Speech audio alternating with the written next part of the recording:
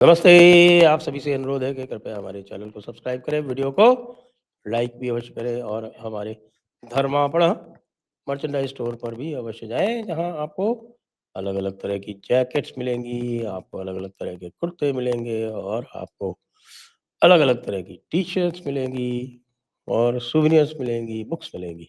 बात करते हैं आज, क्या होने वाला है कर्नाटका में?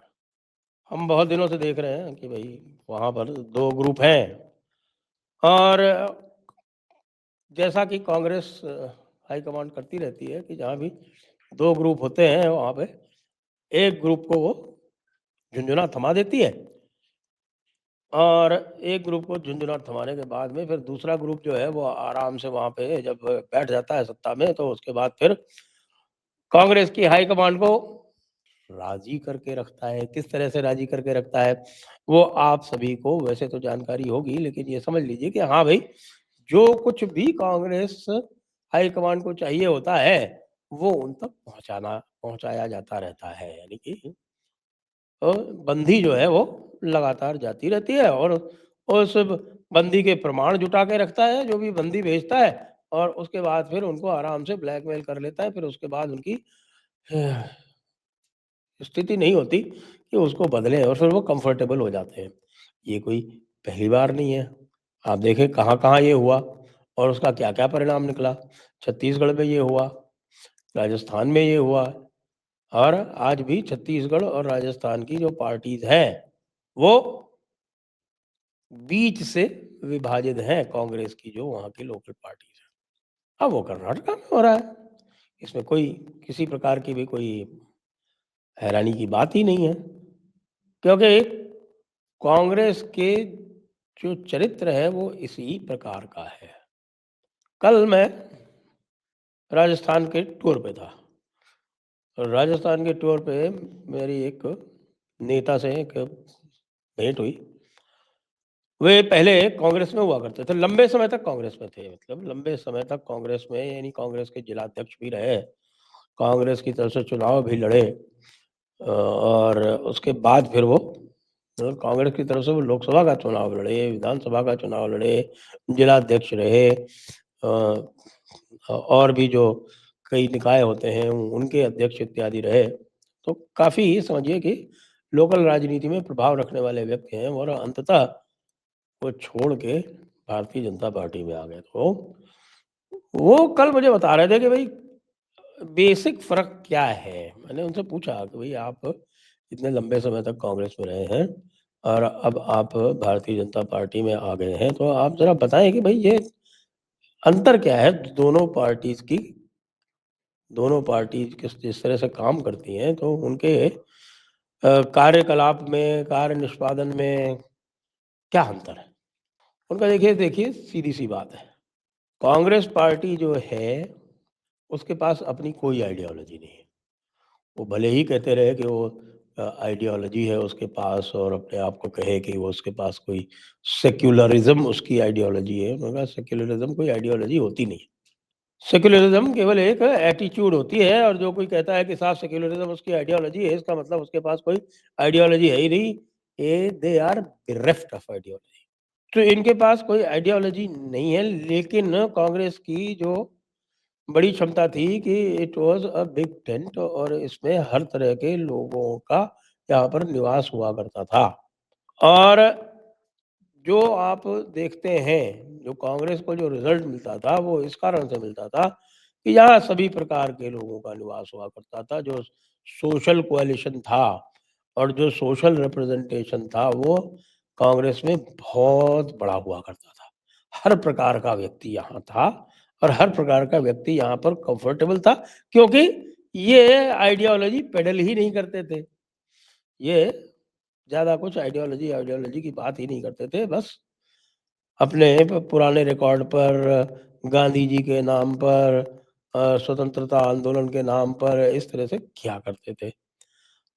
राजस्थान की बात करें तो उन्होंने कहा कि भई यहाँ पर आज भी कांग्रेस जो है वो कलेक्शन ऑफ इन्फ्लुएंशियल इंडिविजुअल्स है। तो इस कारण से कांग्रेस में कार्यकर्ता जो है वो बूथ लेवल तक बँटा हुआ रहता है। यहाँ पर कार्यकर्ता बूथ लेवल तक बटा हुआ रहता है। पहले इस बूथ लेवल तक बटे हुए कार्यकर्ता को एक कोalition के रूप में लाने में और उनको मैनेज करने में सिद्धहस्त हुआ करते थे पुराने कांग्रेसी नेता। लेकिन जब से राहुल गांधी आए हैं, तब से उन्होंने उसको एक आइडियोलॉजी देने का प्रयास किया है, जो कि आइडियोलॉजी कोई आइडियोलॉजी है ही नहीं, और उसके कारण से कांग्रेस का ताना-बाना बिखर गया है। बूथ लेवल तक बटी हुई कांग्रेस में यदि आप इस प्रकार का कार्य करेंगे, तो आप कभी सफल हो ही नहीं सकते। इसीलिए कांग्रेस जो है वो पूरी तरह से बिखरती जा रही है, और जो इन्फ्लुएंस वाले लोग हैं, वो धीरे-धीरे छोड़ के भारतीय जनता पार्टी में जा रहे हैं। भारतीय जनता पार्टी का जो वोटर है, उसका एक राष्ट्रवादी चरित्र है, एक हिंदुत्ववादी चरित्र है।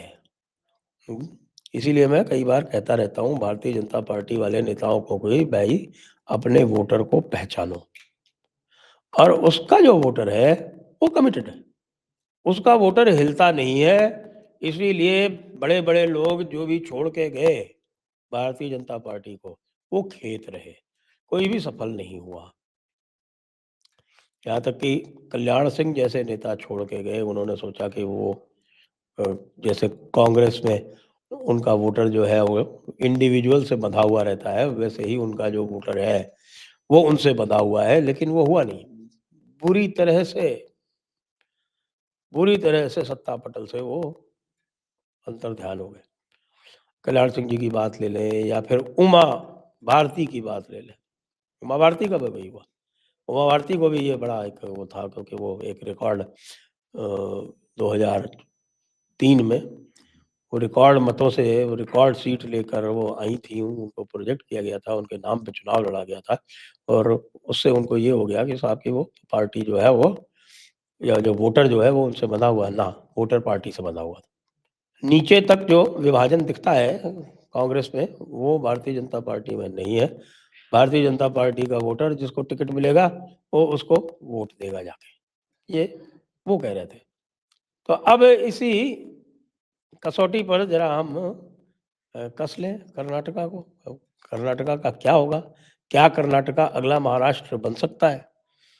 और यदि कर्नाटका अगला महाराष्ट्र बना, तो उसका स्वरूप क्या होगा? क्या इतने एमएलएज़ हैं डीके शिव कुमार के पास कि वो पार्टी तोड़ सकते हैं? कई जगहों पर बड़े-बड़े पैसों की बात आ रही है कि साहब कि कुछ ने तो कहा कि 50-50 करोड़ जो है वो एक एमएलए के लिए ऑफ़र है, कि 50 करोड़, फ्लैट और महँगी गाड़ी, यानी करीब आप मान लीजिए कि 55-60 करोड़ का पैकेज। 55-60 करोड़ के पैकेज में यदि एक एमएलए खरीदा जा रहा है, और अभी उनके पास में बताया जाता है कि करीब 40 एमएलए तो पक्के हैं, लेकिन 40 से तो काम चलेगा नहीं, चाहिए 87-88। तो अगर मान लीजिए 50 का आंकड़ा पकड़े, तो 50 एमएलएज़ और चाहिए, तो करीब 3000 करोड़ का खर्चा है। वैसे 3000 करोड़ बताते हैं लोग कि भाई डीके शिव कुमार के लिए कुछ भी नहीं है। भारतीय जनता पार्टी को बैठे-बैठाए मज़ा आ जाएगा, क्योंकि कर्नाटका का जो सोशल कोएलिशन है, वो पिछली बार भारतीय जनता पार्टी से दूर चला गया, विशेषकर से जो लिंगायत थे, वो दूर चले गए।